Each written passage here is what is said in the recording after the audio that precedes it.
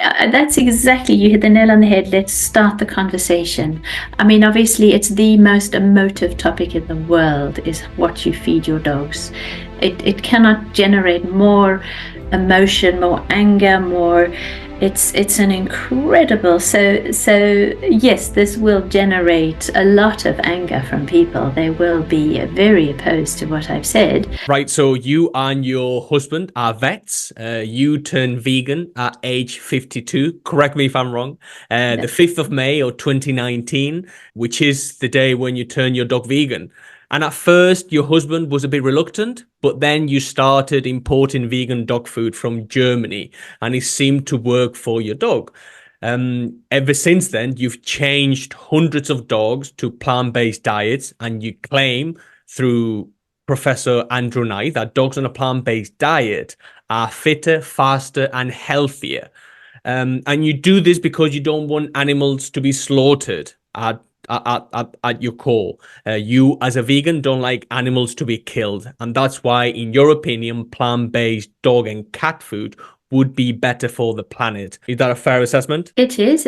I can't comment at all on cat food at this stage because there isn't any plant-based cat food. And my sole motivation actually hasn't been slaughter of animals at all. It's been purely, as a vet, the health of animals, and obviously the health initially of my own dog, because I took a big risk turning I only turned vegan, inspired by my son actually, who was vegan. I always admired him, and so yes, it was actually, as a vet, my motivation was more the health. Looking at the health benefits, and when I turned, it was a huge risk, because when I turned my dog vegan 5 years ago, a little family dog who we all just adore as a family. As you said, my husband is also a vet, and all four of my children are all in the medical profession. They're all in their 20s, all work for the NHS, and it was a decision that I didn't make lightly, because I knew nothing about veganism. I knew nothing about nutrition either. As vets, we're taught nothing about nutrition. But my motivation was actually the health of pets. I had one day when I was working as a vet that I had 4 animals to put to sleep in one day while working as a vet for obesity-related reasons. And I got home and I was just emotionally drained. And I just said to my husband, there's something wrong with the way we're feeding our pets in the UK. And that motivated me to do every nutrition course going, and run pet slimming classes was on my top of my agenda. I just thought, right, I joined Slimming World myself, and I thought, right, I'm going to really learn how to do this and apply it to dogs. And obviously no one wants to be told that their dog is fat. It's a bit like a mother going to the doctor, and the doctor says, right, your child is obese, you need to go to these classes. Exactly the same with dogs. So my slimming pet classes were a complete failure. But what I had learned is I'd finally thrown myself as a vet, as a professional, into nutrition, which even doctors, I mean, my daughter is just qualified as a junior doctor, and 1% of the doctor's course is nutrition, and 99% is how to treat with drugs, and vets are exactly the same. But even worse in veterinary is we're not just taught how to treat with drugs, but it's just a given that all the big pet food companies will supply the right food, and they sponsor veterinary practices. They own veterinary practices now, these enormous pet food pharma. They're so enormous that they influence every decision made by vets, and that wasn't good enough for me. There was a problem there. Yeah. I mean, you talk about prescription dog foods there. I believe you are against them. Can you share why? Yes, I certainly can. I just feel that what I have found with the quality of plant-based dog food being a truly novel protein, and a clean protein, having no toxic buildup of any animal products. There's no byproducts of the animal industry, which, when you consider adding organ meat to a food, for example, so we as humans, we don't tend to eat the organ meats because obviously it's palatability. So we put it in our dog food. And what you've got with these organ meats is you've got the bioaccumulation of toxins. So you've got fish that is taken from the ocean, mashed up, and it's got quite a high level of toxins: cadmium, lead, mercury, zinc. We've got very high levels now of what are called microplastics actually in fish. So these fish are then ground up, they're fed to the chickens. And obviously the toxin then builds up. The toxin builds up because chickens have to grow 10 times faster than they did 20 years ago in order to be the right size for slaughter. So they're fed incredibly high quality foods, and fish meal being one of them. So the toxic buildup then goes to the liver of the chicken, because obviously these are excretory organs in animals, and this is what's called bioaccumulation. That liver is then of the chicken is then ground up and is then fed to the pig. That is an omnivorous animal. That's actually all form of pork meat is actually a grade 1 carcinogen for us. So you can imagine extremely high for our dogs, but that.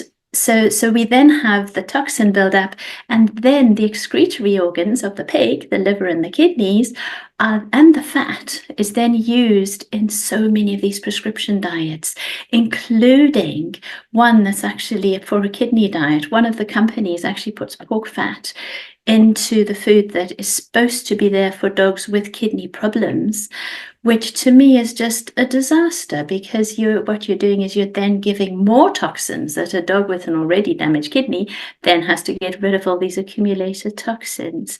So that, and when you look at the prescription diets for dogs with severe allergies, for example, there's a number of them on the market, and they are called hydrolyzed protein diets. So they're taking the protein of the animal and breaking it down into such tiny particles that it doesn't cause an allergic reaction in a very sensitive, intolerant dog. One of the companies chooses chicken feathers and breaks that down and hydrolyzes that. I mean, the nutrient value of a chicken feather is nothing. One of the biggest companies has sugar as its 5th ingredient, pure sugar, which, when you consider dogs do need 50% carbohydrate absolutely in their diet, which is a given in all dog foods, because their whole genetic genome has changed compared to the carnivorous wolf. But to actually put pure sugar in, the effect that will have on the pancreas of a dog and the hormones of a dog, and the teeth of a dog, imagine the tartar buildup, when we've got these fantastic alternatives with plant-based nutrition. So that would be my reasoning for saying no, every single veterinary practice should be selling plant-based dog food of some sort for dogs with intolerances to animal proteins. Right. Okay. And for the general public, how can we have vets telling us that prescription diets are the go? Then you have raw dog food diets on the other hand, and then now we have plant-based diets. How can the consumer make sense of all this? Because you have equally highly decorated veterinarians at the highest level making very, very compelling cases for why you should feed raw or plant-based or prescription diets. What is going on? Oh, I so agree. I mean, you've hit the nail on the head. I was invited to talk at the Glasgow Vet School last month. So I flew up to Glasgow. They had a nutrition symposium, and we had various speakers. I was obviously there speaking for the plant-based. There was the raw vet who had his 20 minutes. There was UK Pet Foods that spoke for 20 minutes. Purina spoke for 20 minutes, and obviously the insect-based lady spoke for 20 minutes. We all had to put forward cases, show positives about, put forward case studies, and there were about 200 veterinary students in the auditorium listening to this. And at the end of it, having listened to all the talks, this one student put up her hand and she said, what are we supposed to advise to people? Because obviously we had the raw vet who produced no evidence whatsoever of safety, saying that dogs should be fed a raw diet. We had me saying that we've got 10 published studies saying that it's the safest and healthiest diet. And I put up case studies of dogs that have completely transformed. And the fact that there's so many new companies that have started. We had the insect-based lady saying that this is the latest form now and of sustainability, but then had to warn people that actually dogs with environmental allergens, which is the main allergen that you see in dogs, is to house dust mites. They actually do react to the chitin in insect-based food. So interestingly, it's not a hypoallergenic diet at all. It might be more sustainable and better for our planet. But the other thing that shocked me is they actually use palm kernels to feed the fly larvae, the blowfly larvae that are used in insect-based foods. And to me, that's not sustainable, because as soon as you put a value on something, then more of it. So we're going to have more palm plantations built, more palm oil to actually feed the insects for insect-based food. Whereas with plant-based food, you need none of that. You're just taking the pure plant-based proteins, and I'm not talking taking soya. Soya to me is a genetically modified crop that's fed to the cattle, it's fed to the sheep. Absolutely not to use that to feed our dogs. It's very high in pesticides because it's all genetically modified. So it's obviously a cheap form of ingredient to buy, but the foods that I promote have things like faba bean protein, which is incredibly sustainable. It's actually being used now to feed fish, for example, to feed salmon. It's also extremely palatable as well. There's sunflower protein that's actually only become about in the last year, that actually sunflower is an incredible source of protein. We've got sweet potato, which is actually a form of protein as well, quinoa. These are all added to plant-based foods rather than using the peas, the lentils, and the soya that tends to be the main one. I've moved away from that and gone even one step up as a vet. So yes, so the results I'm seeing are quite amazing. So you're quite right. It's unfortunately, it all boils down to the marketing budget of each company and the marketing budget of both obviously, as I mentioned before, the big pet food companies. They're so enormous. They float on the stock exchange and they compete with each other.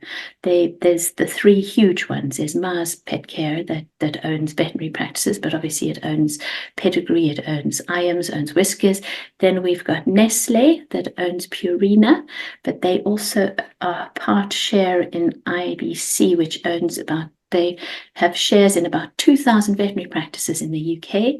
And then we've got Colgate-Palmolive, which owns Hills.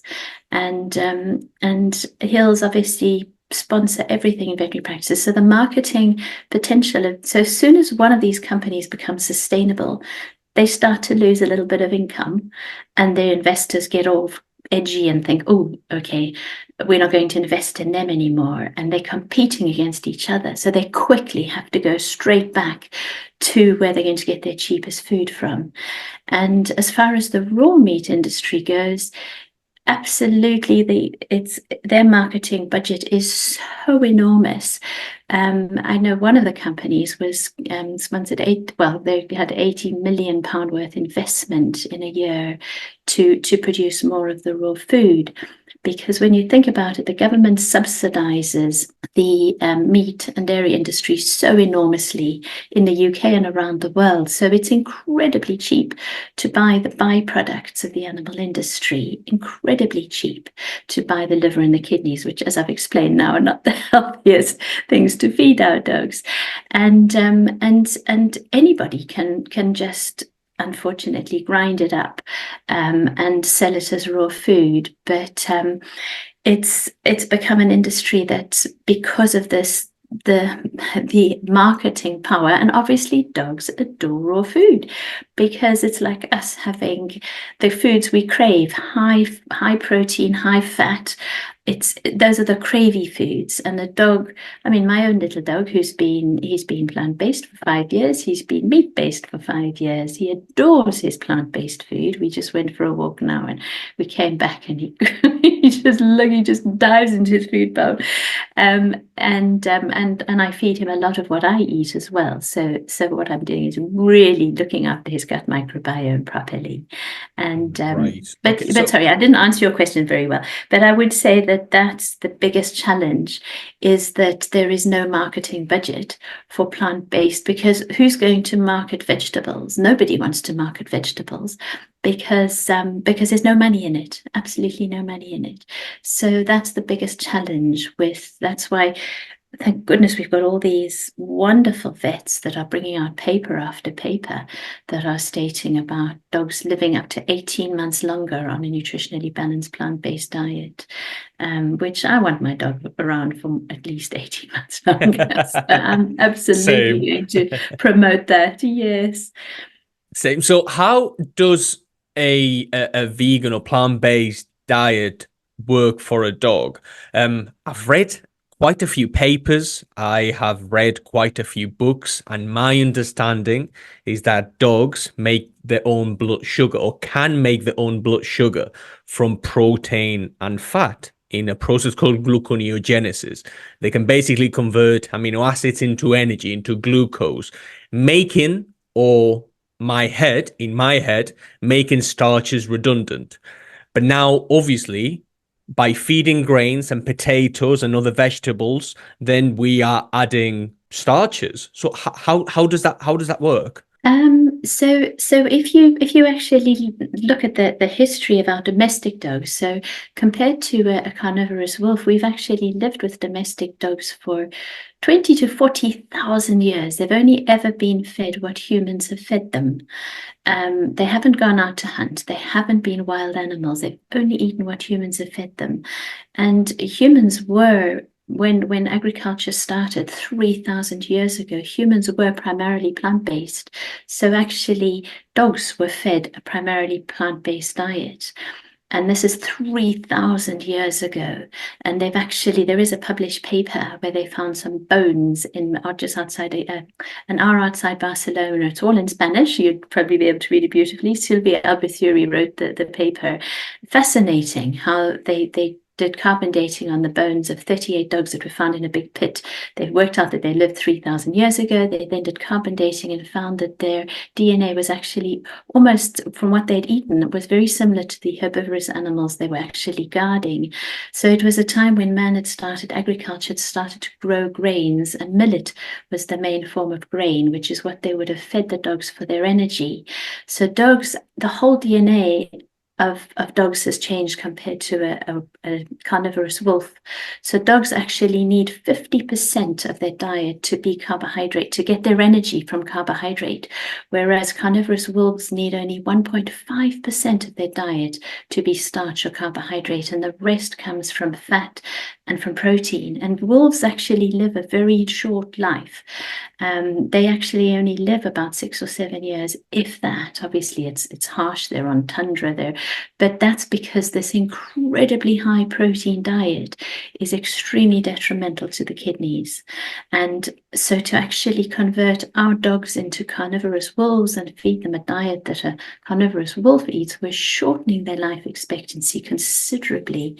Whereas if you actually feed them what they've adapted to, so if you actually looking at dogs in India that live off the street, that aren't owned, they actually live far longer than dogs anywhere in the world, because the food they scavenge has no meat in it, because obviously meat is sacred in India, and most of the Indians are vegetarian of the population. And these dogs live a much longer life, even though it's a hard life. They're on the street as well, scavenging in bins. And actually, they've done studies that when puppies are born, the mum actually teaches the puppy how to scavenge for the right types of food. I mean, forage, not scavenge. I mean, scavenge, I suppose, as well, but forage. So what we've got here is what's called adaptation. And obviously, dogs have adapted considerably to what we've eaten. So to turn a dog 100% plant-based, does require you to get the levels completely right. It's actually easier to have a vegan dog or a plant-based dog on a commercial food. It is possible, absolutely, to home cook, and I produced a supplement, and I use omega-3 algae oil where the actual fish, the omegas come from, where fish actually get their omegas from. For people who want to home cook and do it, it's a huge commitment, but there's a lot of people out there who are quite willing to do it, and the changes in dogs that you're feeding the gut microbiome these beautiful, clean proteins, really, but then giving the right level of carbohydrates as well.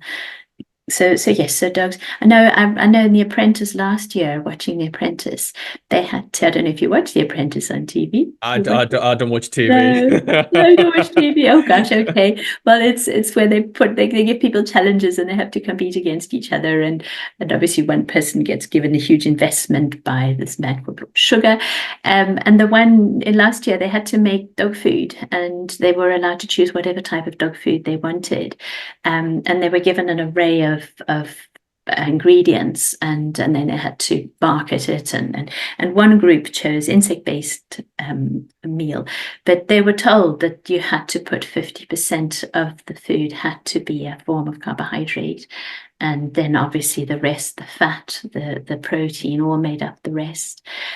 So very important that dogs do get that carbohydrate source. Right, okay. So the argument of raw feeders, of gluconeogenesis, dogs not needing starches, not having salivary amylase, not being able to chew food. If you look at a dog's mouth, that would raw feeders would say, veterinarians who are big raw feeders would say this, short intestines and stomachs and that sort of thing.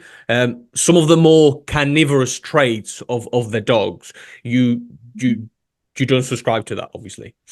No, I mean, look at the mouth of a bulldog, of a French bulldog. If you look at it on an X-ray, it looks nothing like a carnivorous wolf's mouth. So our dogs have adapted in every capacity. We've changed their whole look about them, and dogs produce more salivary amylase than horses do. Which is phenomenal. So dogs definitely have salivary amylase. The thing with dogs, though, is they instinctively don't chew their food. They just gulp it. They swallow it, even if it's a whole steak. My husband and I worked in Zimbabwe when we first graduated, and I remember having a police dog that was brought in that had died suddenly, and they were convinced that the dog had died because someone had poisoned it. So we did a post-mortem, and the poor dog had a whole steak lodged in its mouth. So even if they're fed raw food, dogs instinctively will just eat their food. So actually salivary amylase that they do have, I mean, you see dogs who love their food so much, and my dog is one in particular, who you can see these streams of saliva that has as much salivary amylase as we do in the mouth. So definitely the pH of the stomach of a dog is exactly the same as the pH of our stomach. Yes, they definitely have shorter digestive tracts, which is why it's so important that on a plant-based diet you're actually feeding. If you're home cooking, there's certain instructions I have to give to people so that the food almost arrives digested prior, so that those pure plant proteins can be absorbed straight away. But the thing we haven't mentioned, and most important, is the gut microbiome. Sorry. Before you go into the microbiome, because that's really interesting. So if you are advising people on plant-based diets for their dogs, you make them cook the food or break down the food before it's absorbed. How does that work? Sorry. Yes, so actually when you're looking at using, for example, lentils or beans, for example, which are fantastic protein sources in dogs, the best is to actually sprout the lentils. Beans have to be really, really well cooked for dogs, if given to dogs, and a fantastic protein source for dogs, and even mashed to a point where they're completely mashed. And then what I do with my recipes is I say to people, then bake the food, so at least it's given a crunch, and it ends up quite delicious. A lot of the foods are actually made using tofu, which is one of the best sources of protein for us on a plant-based diet, and tempeh, which is a fermented form and extremely high in protein, extremely palatable to dogs, because dogs actually smell the protein. They can actually smell the individual amino acids in the food. So, I mean, tofu that to us looks and smells like nothing. I'm not a fan of tofu unless I coat it in loads of things, but I have it in the fridge door of my fridge, and when our little dog hears me rustle that packet, he comes running because he can smell that that's full of protein, and that's where he's getting his protein source from. So why do you cook the lentils, or why do you cook the beans? Why, as opposed to feeding them raw? What would the benefits be? Yep. So it's the same as with us on a plant-based diet. Is you've got a high level of phytate or lectins, which you get with any legume. Legumes are so high in protein that what the seed, which basically what a legume is a seed of the plant, is they actually have to protect themselves from microbes, from fungi, from all these other organisms, and us wanting to eat their protein.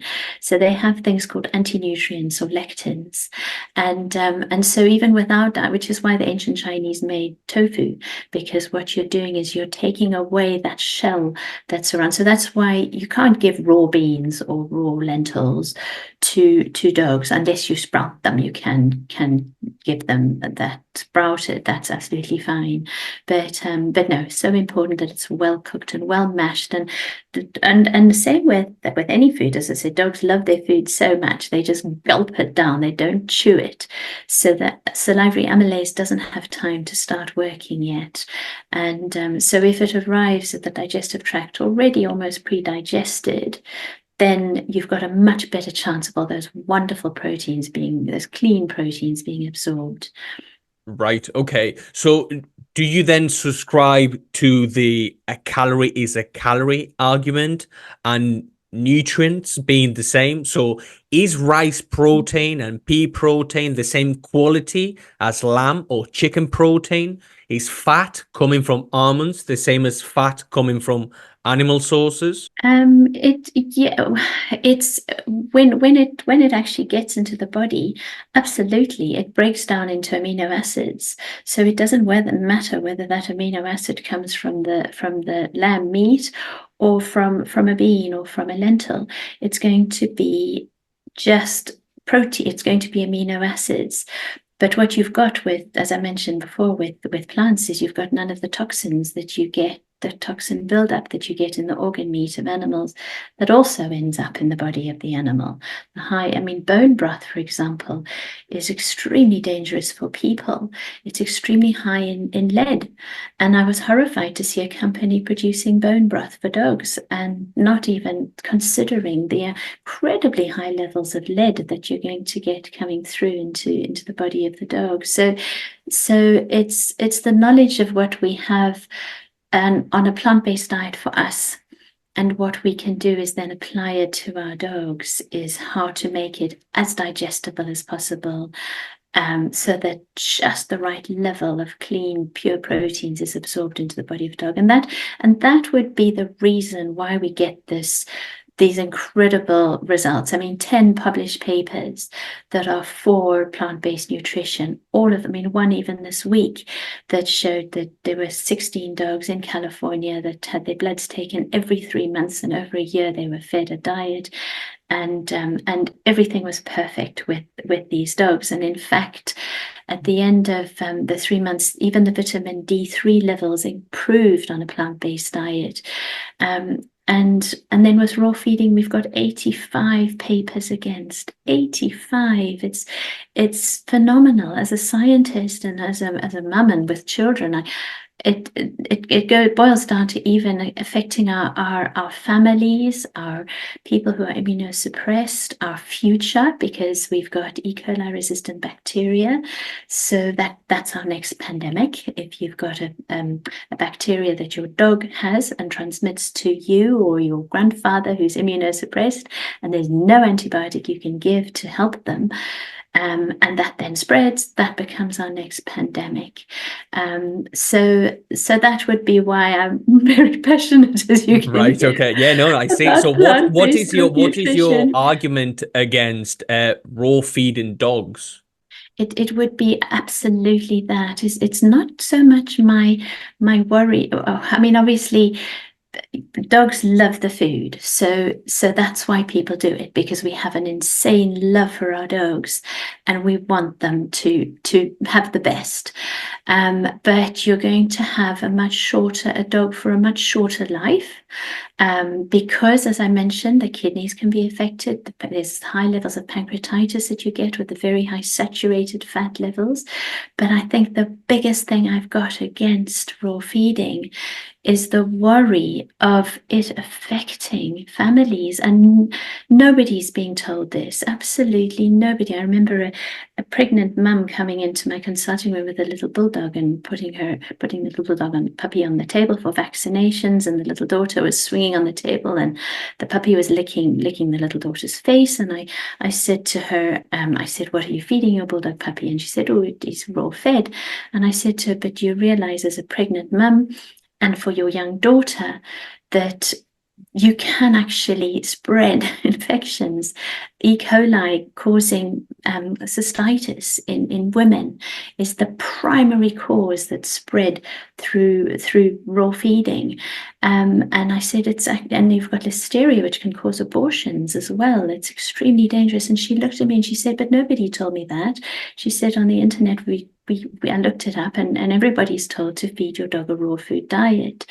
And so I think that's what frightens me so much, is the marketing power of the raw food companies and of the big pet food companies. Okay, that's not as dangerous to it is causing an obesity epidemic, and we do have problems with these other foods and cancer problems. But in the raw food, my worry is for the wider family of the dog, not just the dog itself getting illnesses, but the wider family of the dog. The elderly grandpa who comes and visits and gets licked and ends up with a urinary tract infection from the raw fed dog that licks them, and that can then develop so quickly in elderly people into kidney disease, and they die. So, and we have had deaths. We've absolutely had deaths from raw feeding of people, and nobody's mentioning that at all. So yes, it's big companies making so much money because it's so cheap to buy and it's so easy to sell, because obviously dogs adore it. When I took my little Ruff through for his grooming, we had to go through one of the independent pet stores, and obviously there's all the rabbit ears and the raw treats that he has to go past, which obviously he was just drawn to all of them. And it's an obvious thing. This is what dogs love, is the smells. But even the raw hide treats that you give to dogs, they also carry infection, as well as much bacteria, and it really, really worries me. So that would Right. be my reason as a vet. Right. Okay. Yeah. No. Fair dues. Let's talk about fat and some hormone development. Fat is incredibly important to produce, amongst other things, sex hormones and support cell function. Cholesterol, dietary cholesterol, is vital as well for hormones. And how does a plant-based diet ensure my dog gets all the fat they need to ensure hormone balance? Okay, so we've actually got two types of fat. Obviously, you've got the saturated fat and the unsaturated fat. And it's the unsaturated fat that's actually the much healthier one, the omega-6. And we have to have a lovely balance of omega-6 and omega-3. The best, most absorbed oil is actually sunflower oil in dogs. Saturated fat and high levels of saturated fat, which is animal fat or coconut oil, can actually cause pancreatitis in dogs if you have the levels are too high, which is an extremely painful condition. When I've seen it, it just breaks my heart as a vet to see pancreatitis. It's literally the pancreas producing the enzymes that it normally chooses to uses to digest fat. It's actually spreads these enzymes around the pancreas and actually digests the organs in the body. So the pain of pancreatitis is overwhelming. So it's getting those levels just right. And then obviously with raw-fed dogs, they're fed very high levels of fish oil to get the omega-3s. But on a plant-based diet, and when you think about it, fish oil has to be purified about 5 or 6 times to get rid of those heavy metals, the arsenic, the cadmium, the lead, the mercury. And actually dogs that are fed a high fish-based diet have very high levels of arsenic in their fur. And cats that are fed high fish-based diets, which fish is not species specific to dogs or cats at all. They both are land mammals, and they would never naturally, especially cats, for example, would never naturally go into a lake or the sea to catch fish. You actually find very high levels of arsenic in the kidneys, causing kidney failure in cats. So the alternative, again, this bioaccumulated toxins. So the alternative is to actually get your omega-3s from where fish get their omega-3s from, which is one particular species of microalgae called Schizomitrium. And these very, very clever Dutch, they started it, where they have these enormous bioreactors on land, and they harvest this one particular species of microalgae, hugely sustainable, take in massive amount of carbon dioxide, releases massive amount of oxygen. But what it produces is a capsule that looks identical to a fish oil capsule, or it comes in a bottle. So it doesn't smell like fish, but it smells like the ocean. It's got none of the toxins, got really high levels of EHA and DPA. And dogs love the flavor. And you also get the plant-based vitamin D3 from it. So this is what's used. I use it in my recipes, and it's used in dog foods now that are made plant-based. They have to have high levels of this pure. So we're leaving our ocean alone. We absolutely have to leave our ocean alone.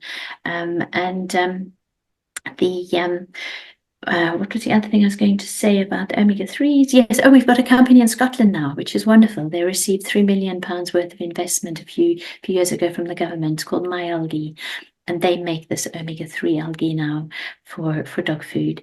So that's where you're getting your fats, and dogs need linoleic acid, and as I say, the best form of linoleic acid is from sunflower oil, omega-6. So you've got the others. You've got rapeseed oil, hemp seed oil that can be used as well.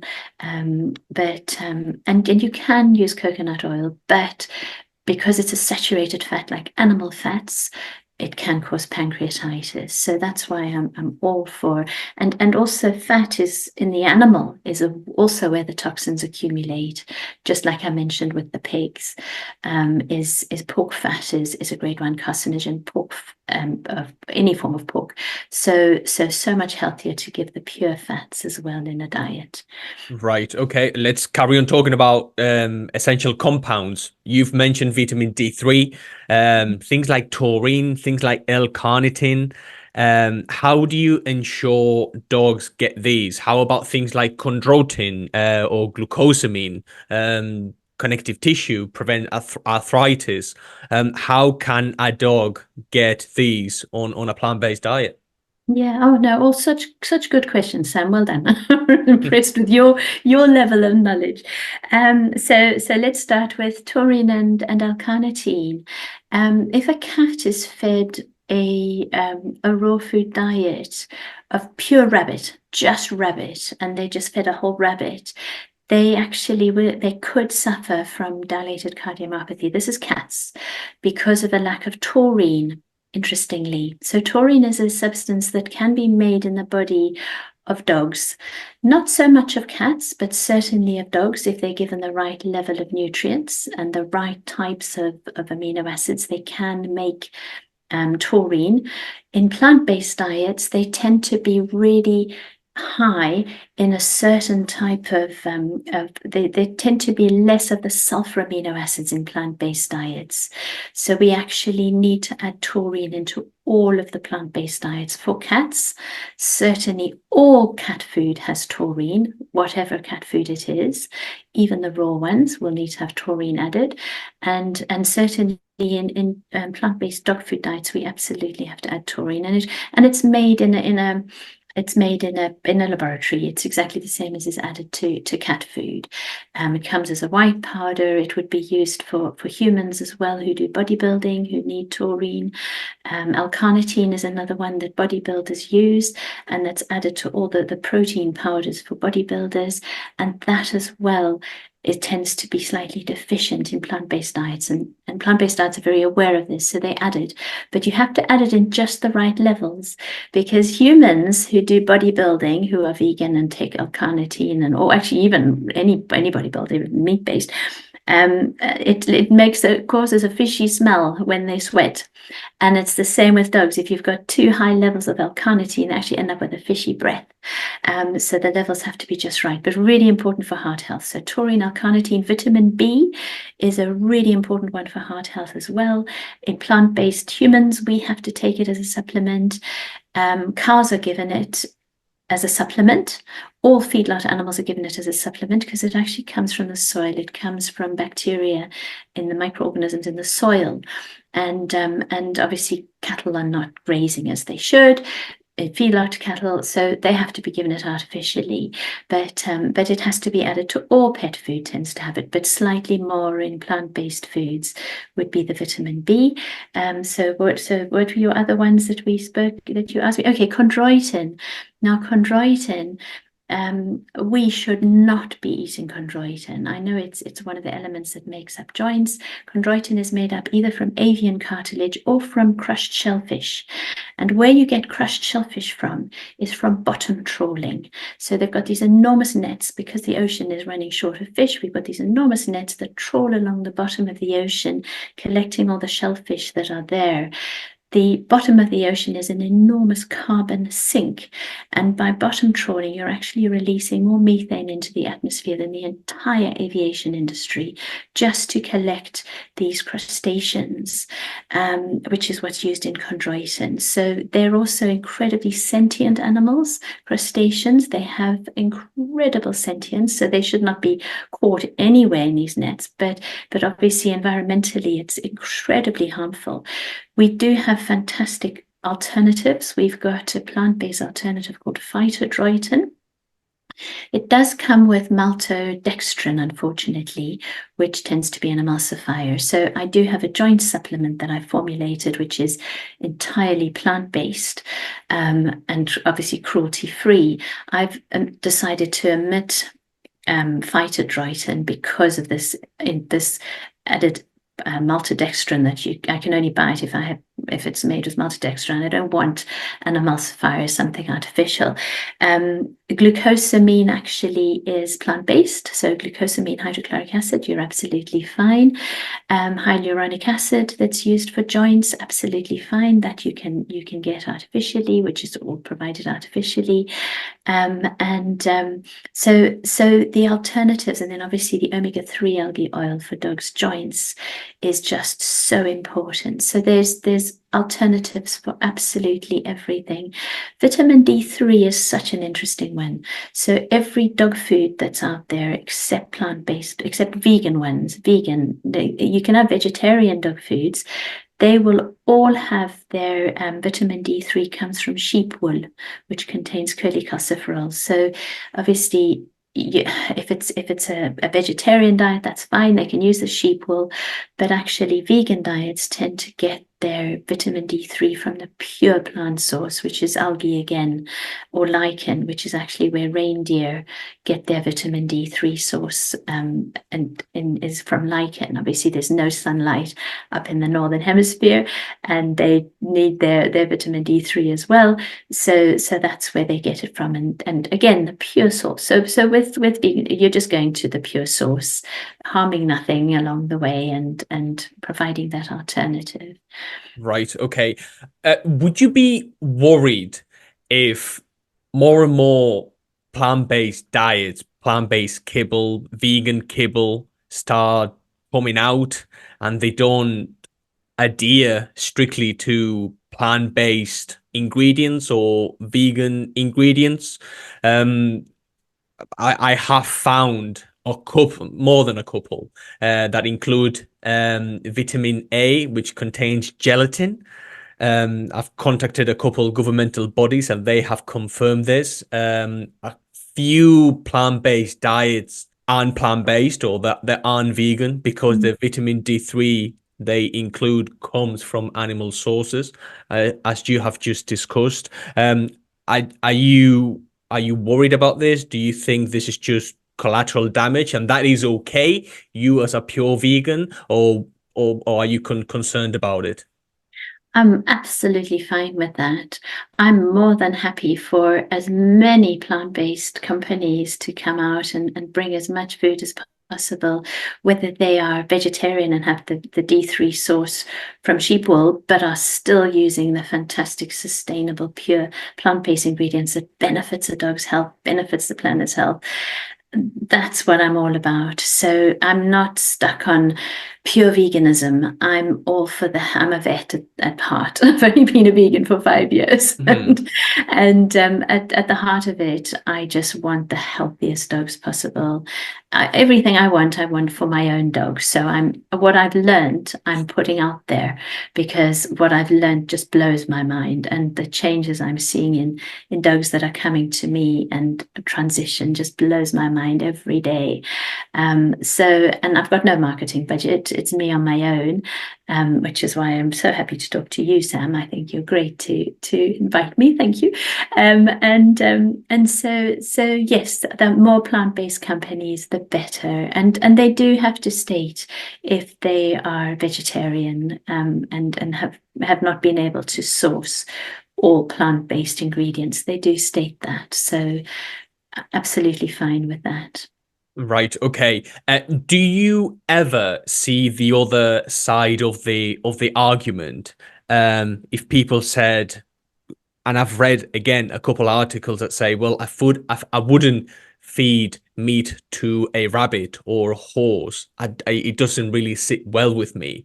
That would be maybe the other side of the argument. There's things like the Animal Welfare Act, whereby you have to be seen as providing something that's suitable for your pet. And the Blue Cross, for example, explains that UK dog owners have a legal duty to provide for their welfare needs. That would be maybe the other side of the argument. Cats are inherent carnivores. Maybe feeding them plant matter, plant material wouldn't be suitable for them. Do you see the other, or do you see the other side? Yeah, absolutely. I see the other side, and when we're talking, and absolutely that Welfare Act that's out there says that you have to feed species appropriate foods to the right thing. And as I've explained, fish is not species appropriate for cats at all. We're getting high levels of arsenic seen in cats that have in their kidneys, and they actually will die from kidney failure on cats that are fed high fish diets. So that's what they're advocating. Whereas when you're making up a kibble and it doesn't look anything like what a normal food looks like, which or in a tin, um, it is primarily plant-based, so many of the foods that are out there. But so absolutely the welfare of an animal is being seen to even more on a plant-based diet, because you're even more aware of what needs to be added, what needs to be taken out, which is those organ meats, which is the fish, as I explained, those need to come out. So I see the other side of the argument, but it's also and I was one of those people 6 years ago who would just say, "Oh my goodness, you can't feed a dog a plant-based." Oh, I knew nothing about veganism at all, as I said, nothing. And so I would have been one of those people who would have thought, "No, this sounds absolutely wacky and crazy."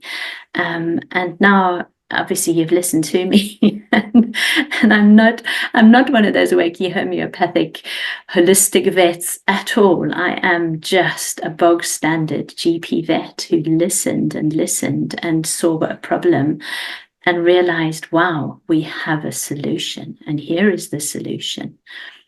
Right. Okay. What do you think the main problem is with vets in general? Obviously, being generic about something always has implications, connotations. You're always going to be wrong, whatever you say. But in your eyes, what you see day in and day out with the profession, you being a vet with all the bells and whistles, really, is there anything you would change? Oh, I would change so much, Sam. I feel so, so sorry for vets now. I honestly, when I talk at these vet schools about plant-based nutrition and I see their face, I just feel so sorry for them, because I'll tell you what vets have become is they've just become tools, sellers for these enormous corporates that I mentioned. 80% of veterinary practices now are corporatized, which means, and they pay the salary of the vets. 80% of these big corporates that, as I say, are now pet food companies are paying the salaries of these vets. And the salary of a vet, they're mainly women. They've got mortgages, they've got children, they have to earn a salary. And how do they earn their salary? They have to comply with what a practice meets. And none of the huge corporates have gone down the sustainability route. They all have the prescription veterinary diets in their practices. They all have the drugs, the Apoquel that is so harmful and causes cancer, but is so profitable to a practice, sitting on their shelves. And that's what earns the salary of a vet. And so it breaks my heart seeing all these vets, because that's the inherent problem, is big pharma and big corporates just pulling the strings, and vets having, I feel so lucky that I've sort of stepped away from that and stepped into this market, which it just makes so much sense in every respect. I just know that everything I'm doing is right, and I feel I'm trying my hardest to actually spread the word to vets, but they're not listening. They're listening more to raw feeding, because obviously every second client that's coming in is raw feeding. But my job is even harder, absolutely even harder with vets. Right. Fair dues. Let's finish off by helping people out there with dogs with allergies. Quick fire, what can you tell people who have a dog with scratching behind the ears, the paws, the biting the paws? What would be the course of action initially? What can they do at home, maybe? Okay, so I mean the main cause of biting in the paws and itching and scratching is due to environmental allergens, house dust mites, and actually most of the dry dog foods contain kibble, contain storage mites, which are these tiny little mites that will exist in all dry dog food, meat-based. So that's why actually moving either to a fresh food diet or a tinned food diet, or if your dog will only eat kibble, will only eat dry food, is to actually freeze it in batches and then put it straight away into a sealed container, so that the storage mites then are killed and haven't got time to form. So actually storage mites and environmental allergens are one of the main ones. Food allergens tends to be right at the bottom of allergies, of intolerances. But if we are going to get intolerances, the main intolerances you see, the very first right at the top is beef, and then dairy, because obviously it has the same DNA as beef. Then it's chicken, and then we have wheat. And then we have soya, rabbit, pork, fish, corn. They all fall in the top 10 of what dogs are going to be intolerant to. And I'm talking dogs with IBD or IBS that have intolerances, all down to the immune, the whole immunity of the dog being affected. They probably had antibiotics when they were puppies. They suffered with some infection, which is the main ones that I see that come to me. They've had problems when they were puppies. They were told to feed chicken and rice at the worst time possible when everything was swollen and allergic and inflamed in their intestine. They fed the chicken and rice. What we end up then is dogs with intolerances to chicken and rice after that, because they were fed it at just the wrong time. So that's why a truly novel protein diet, where you're taking away all of those allergens that I've spoken about, you really do end up with a dog in less pain, less inflammatory. What you want is a less inflammatory diet. What you want to do is you want to feed the gut microbiome with the good nutrients and the fiber that you get in plants, and the more diverse the better, which is why home cooking, and I've got a tinned food, Give a Dog a Bean, which has got 12 of the good gut microbiome enhancing plant nutrients in it. And these dogs do extremely well on plant-based diets that have intolerances and have allergies. But the primary source is going to be house dust mites.